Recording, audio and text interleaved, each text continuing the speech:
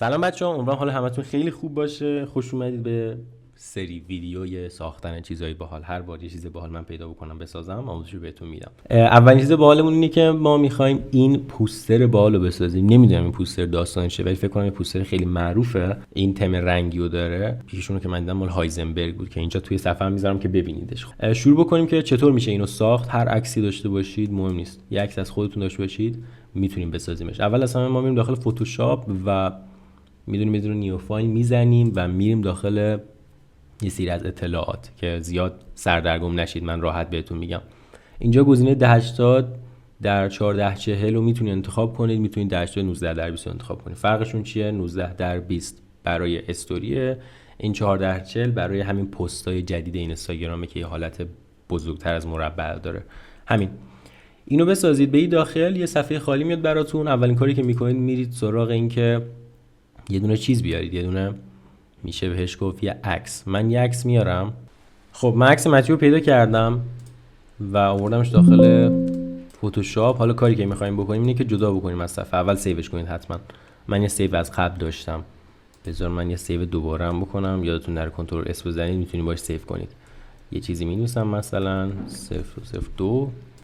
بعد میرم سراغ حذف کردن بک‌گراندش. میریم توی بخش سلکت، سابجکت رو میزنیم و این بک‌گراند رو انتخاب میکنه. بعد نکته‌ای که هست اینجا ما میایم پایین و اینو میزنیم که مسکمون انجام بشه و پشتش حذف بشه.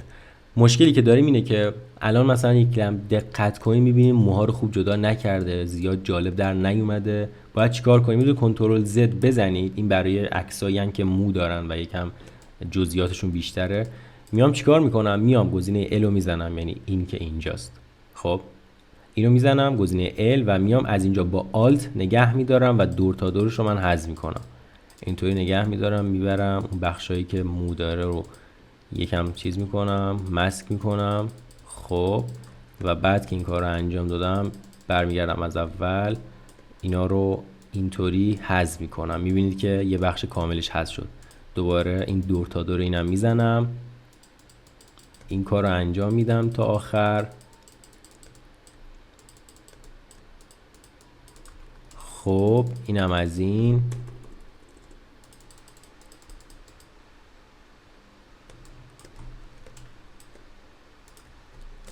این که تموم شد این ورم من میزنم. یکم این ورش هم درست نیست. خب حله،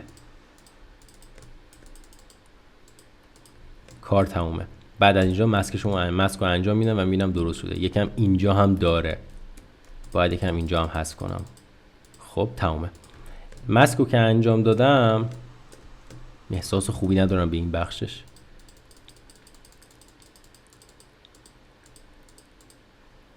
بعد که ماسک رو انجام دادم یه گزینه راست میزنم که کانورت تو اسمارت آبجکتش کنم. خب شما هم حتما کانورت تو اسمارت آبجکتش کنید. بعد که این کارو کردید مستقیم برید سراغ بخش ایمیج رو بزنید. ایمیج رو که زدید بیایید سراغ ادجاستمنت و اینجا پوسترایز رو بزنید. پوسترایز رو که زدید نهایتا بذاریش روی 13. خب روی 13 که گذاشتید یه حالت مثلا پیکسل مانندی به خودش گرفت. کار بعدی چیه؟ کار بعدی اینه که دوباره همینو کلیک کنید، همین لایه رو خود لایه‌ای که داریم و دوباره به توی بخش ایمیج این بار ادجاستمنت رو بزنید و بعد برید گزینه یادم نره گرادینت مپ رو بزنید. میبینیم یه رنگ خیلی باحال گرفت تصویرمون. الان وقت اینه که ما بریم چیکار کنیم؟ بریم اون رنگی که میخوایم رو به تصویر بدیم. من اون رنگ رو از قبل سیو کردم. چند تا شیپ دارم، همه رو بردارم اضافهشون بکنم. من این رنگ ها رو براتون توی کانال تلگرام میذارم، کدشونو که متوجه بشین. بعد دوباره از همینجا گرادینت مپ رو میزنم، اینو کلیک میکنم که این صفحه باز بشه، یه محوری باز بشه که من میخوام رنگا رو بهش اضافه کنم. ما چند تا رنگ داریم؟ 1 2 3 4 5.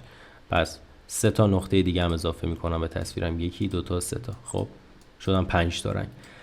اول از رنگ سمت چپ استفاده میکنم. میخوام اینو سرمه‌ای در بیارم. قطع چکونش کار نمیکنه چون که فقط روی خودش اعمال میشه. اینو سرمه‌ای میکنم. خب دومی رو میام رنگ قرمز میکنم. بعد میرم برای سومی رو میذارم رنگ آبی، یه آبی تقریبا فیروزه‌ای کم رنگه. چهارمی هم میام رنگش رو تقریبا زرد پر رنگش میکنم، خیلی کم رنگ، پر رنگ نه. خب یکم بیشتر، اوکیه. و آخری هم یه حالت کرمی خیلی شفاف داره. تموم کار. این کاری که انجام دادم، حالا یکم باید دستکاریش بکنم. مثلا رنگ مشک، این رنگ سرمه یکم بیارم این ورتر، یکم کنتراست بیشتری بگیره. رنگ قرمز رو بیارم این ورتر، رنگ آبی رو مثلا یکم ببرم عقب‌تر. خوبه و کار تمومه دیگه. این از اینجا. اینو که انجام دادیم، حالا کار بعدی چیه؟ کار بعدی اینه که بیایم اینو کوچیک کنیم. خب دو تا مستطیل بسازیم. بیام اینجا مثلا دو تا مستطیل ساده بسازم، ببرمش بالا، اینو بیارمش تا اینجا مثلا مستطیلمو. بعد من میخوام این دو تا مستطیل قشنگ وسط باشن. خب چه کار میکنم؟ میام اینو میذارم پشت متیو و بعدش یه مستطیل دیگه میارم. یه مستطیل تقریبا یه خط خیلی صاف کوچیک میسازم و اینو کنترل A میزنم، میذارمش وسط. خب کنترل A بزنین علائمو براتون میاد. کنترل A میزنم، اینو میذارم وسط قشنگ. رنگش هم مثلا دوبار کلیک کنم رو خود رنگ، صورتی میکنم رنگشو، میذارمش وسط. حالا میام این مربعی که دارم و این مربع اینجا رو میگیرم با شیفت میبرمش تا وسط، میبرمش قشنگ وسطش. اوکی. بعد اوکی رو میزنم. بعد دوباره یه کپی دیگه ازش میگیرم با آلت و برش میدارم، این یکی رو میچسبونم اینور. میبینم دیگه کار تمومه. یکم اینو یکم یکی برم این برتر، تمومه، حله. حالا رنگ دومی رو میام این آبی فیروزه ای انتخاب میکنم رنگشو. این یکی هم میام این رنگ قرمز رو انتخاب میکنم. تمومه. این که تموم شد، اون خط رو هم بر میدارم. خط رو که برداشتم میام یه دونه شیپ دیگه بر میدارم، اینجا میکشمش. خب رنگشم اون رنگ سرمه‌ای رو بر میدارم، سرمه‌ایش میکنم، میارمش بالاتر با شیفت اینو میچسبونم قشنگ بهش. شما اگه اینو نگه دارید یک محورش رو میچرخونه و قشنگ وصل میشه بهش. این ورم میام با شیفت درستش میکنم که قشنگ مساوی بشه. یکم هم میارمش بالاتر، این تا اینجا. حالا با گزینه تی میتونم متن بهش اضافه کنم. متنمو مینویسم. حالا من متنمو مینویسم متیو، اسپلشو بلد نیستم. خب چه کار میکنم؟ خیلی راحت میرم همون متنی که نوشتم رو برمیدارم، متیو رو برمیدارم، میارمش اینجا. شما همین کار بکنید، کار خاصی نداره دیگه. تی بزنید و متنتون رو بنویسید. متن رو که نوشتید یه فونت رو انتخاب کنید و بعدش اینجا گزینه سمت راست متن رو خب چند بار کلیک کنید، وارد یه بخشی میشید به اسم لایر استایل که تو این بخش کار میکنیم، کلی جزئیات مختلف متن رو موندیم، کار مختلف باهاش میکنیم. ما فقط به چیزی که نیاز داریم دراپ شادوه، این شادوی پشت متن. میایم اینجا این گزینه دراپ شادو رو روشن میکنیم و این تنظیمات رو بهش میدیم. این تنظیمات رو بهش میدیم و کار دیگه تمومه. تا اینجا که این همه رو انجام دادیم، بعدش میمونه بک‌گراند تصویرمون. من میام اینجا یه دونه مربع دیگه میکشم، اینو شیپ دیگه میکشم، میارمش پایین ترین لایه، رنگش هم تغییر میدم به این رنگ زرد تقریبا. و حالا بعد این که اینا رو ساختیم، وقتی اینه که یه حالت پوستر مانند به تصویرمون بدیم. مثلا اینو دقت کنید، یه حالت پوستر مانند گرافیکی طور داره. اینو میشه چطور ساخت؟ اول میایم اینجا این گزینه گرادینت رو میزنیم و از اینجا میکشیمش به سمت اینور. خب قشنگ که اینو اعمال کردیم، میریم توی بخش فیلتر و بخش پیکسلیت رو میزنیم و کالر هفتم رو انتخاب میکنیم. کالر هفتم رو انتخاب میکنیم و کانورت تو اسمارت آبجکت رو میزنیم. بعد که اینو زدیم میذاریمش روی گزینه 4 و این هم میذاریم روی 20 50 50. اینا چیزن؟ اینا چنل های رنگی هن. خب اینو که زدید چنین چیزی ساخته میشه. بعد بیایید بذارینش روی سافت لایت و اپاسیتیش رو بیاین روی تقریبا 20 بذاریدش. کار تمومه. الان ببینید قشنگ یه حالت پوستر مانند گرفته.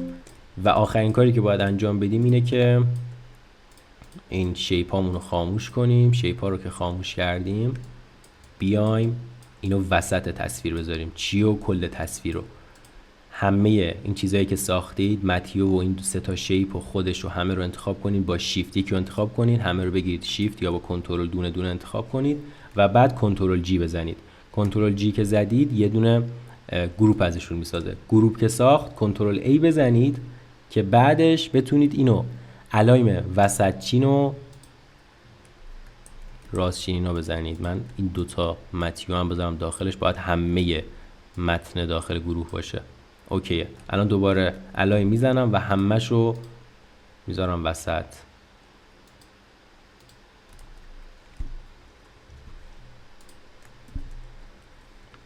خوبه، درست شد. الان گذاشتنش وسط، همه چی درسته، تمام دیگه. این آموزش باحالمون، اولین آموزش باحالمون بود که برای آموزش بعدی هم میام چیزای باحالی یادتون میدم و همین دیگه. دمتون گرم که اینجا بودید. خواستید لایک کنید، خواستید سابسکرایب کنید و هر چی که دلتون خواست. چنل تلگرام هم حتما بیاید، اونجا کلی کار مختلف هم انجام میدیم. دمتون گرم. فعلا.